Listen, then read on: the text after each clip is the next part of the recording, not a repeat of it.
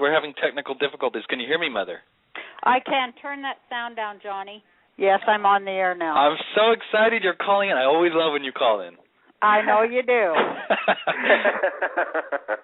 But this is exciting. Thank you. So what's up? You've been listening? Well, you're taking the wrong side again, as usual, Jake. How so? You're on the side of the bullies. You should be proud of yourself there, because you are getting people riled up with your provocative language, pretending like you're on the side of the bullies. And also, Jake, stop saying especially. Especially. I say especially. Oh, I'm saying with an X sound? Yes, and that doesn't help you. That is true. I have a horrible education. I admit it first. I'm a terrible speller. Especially. Yes, especially. Okay. Jake, you're on the wrong side, so you're blaming the victim. That's, I know you better, so I know that that's not the real you, but this is your this is the real me. This is not the real you, because you're not pro-bully. Here's the deal. I'm not pro-bully. I never said Hold on. I was pro-bully. Stop interrupting her. Hold on. Shut up, Jen. Yeah, really. Jen, whose side are you on here? Jake. Oh, right now your mom's. Hold on. Jake, this is my little I agree brother. with everything you said to this point, and I will always be on your side to support you. Thank you. Who was that? That's my little brother who's he's quite a little man. He's awesome. He just beat me in racquetball 2 days ago. Do you think the Jews should have beat up on the Germans more? Wait a minute. Hold on a second. Let me just back up here before you go to Godwin's law. For those of you who don't know what Godwin's law is, it's the law that every debate will start rationally, and within 3 to 4 turns it will go into an analogy involving the Nazis.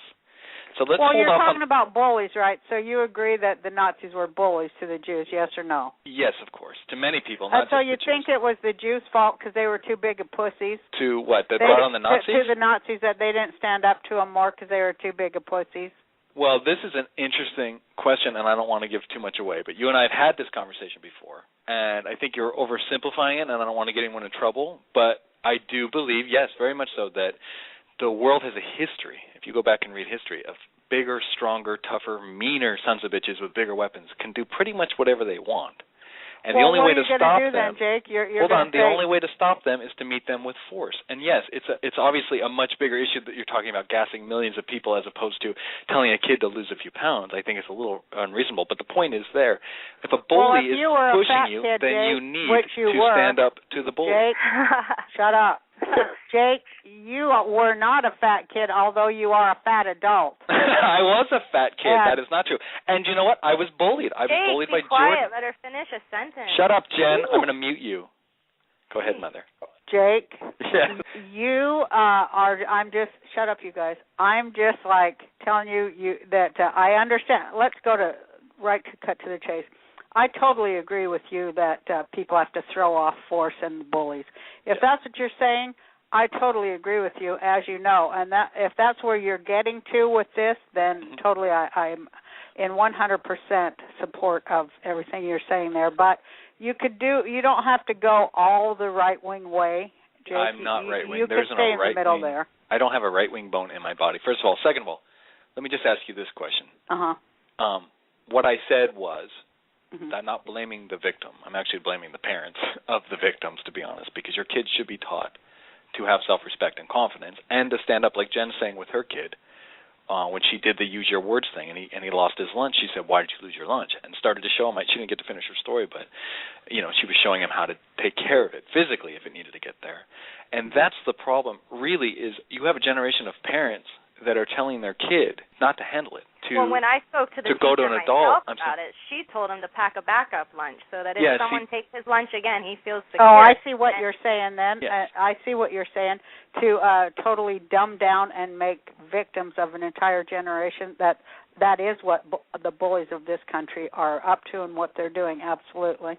I didn't follow that. This country is run by bullies. It is a bully state. Yes. Absolutely. And bullyism and bullying are totally rewarded at every turn.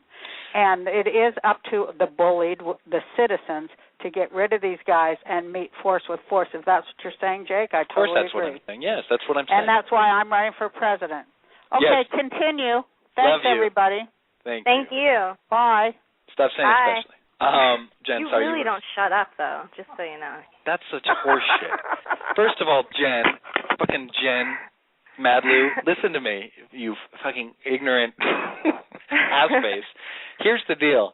Although you don't know because you have no respect for me whatsoever, even though you're madly in love with me, this is the Jake Pentland show. And I have a history with my mother. You haven't been here very long.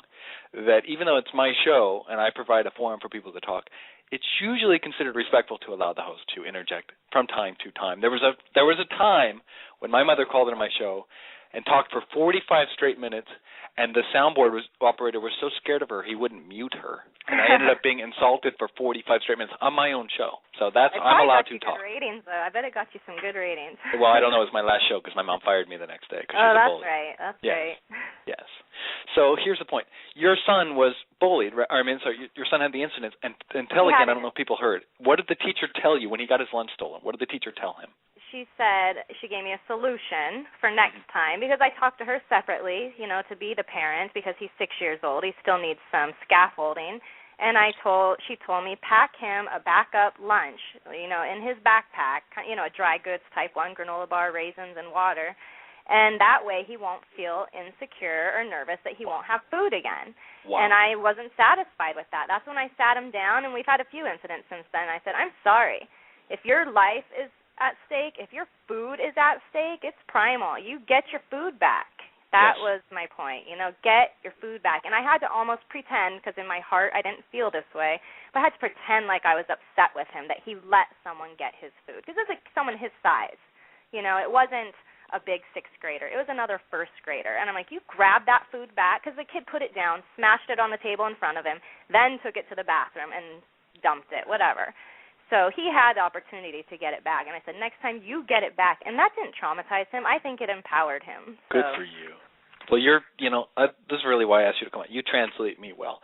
That's what I'm saying. Maybe it's not coming through, but what right there is the microcosm and the example.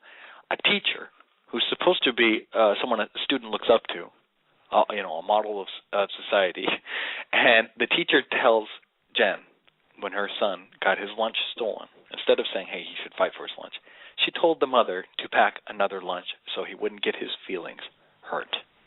Now, let me tell you what's going to happen if Jen wasn't such an awesome mother to that kid and that mother, if she packed him a second lunch, you're immediately taking away power from your kid. You're telling them people are going to take crap from you your whole life, and there's not a damn thing you're going to do about it. And I don't want you to do anything about it. I want you to have your lunch taken. I want you to just pack a second one because your feelings are more important. God forbid you should feel shame from having somebody steal something from you. And when my mom's talking about running for president and there's a bully nation, this is why the bullies are taking over. If you want to talk about the right wing, even horrible people on the left, it is a bully nation. It really is. That's because the rest of us are sitting there going, oh, fuck, take my tax dollars. Sure, I'll bail out rich people that fucked me over. I'll bail you out. I'll just pack another lunch. And the left, which is supposed to be a force that helps to balance this bullying, has gone batshit crazy. And they're sitting there telling you that you don't need to have any self-respect, but you need to take it because we don't want you to get your feelings hurt. And now you have a generation, too, now, of pussies, which is what I'm saying, gigantic pussies that can't handle anything, that won't fight for their lunch. And what's going to happen, this is a tangent, I don't give a shit, what's going to happen in 10 years if we go to war with China, God forbid, or another country where their kids have to do their homework and do work regardless if it makes them unhappy? What's going to happen if they militarize and take over? Our kids, our society, we're not going to be able to handle it. We can't even handle when someone takes our smartphones away and we can't tweet for 5 minutes. That's when we freak out. There's countries people don't have food. We are a nation of gigantic pussies. And what you're doing is the pussies are now uniting. They're grouping together, and they're becoming bullies. See, now you have bullies on both sides, and there isn't anybody in the middle being reasonable. And when you sit there and go, hey, you know what, maybe we should tell our kids, why don't you not let someone take your lunch? Or, when you just express something on Twitter like, oh, I'm not happy my roommate is gay, for instance. Nowadays, you go to prison for that. To listen to the rest of the show, log on to unscriptedradio.com and click on demand.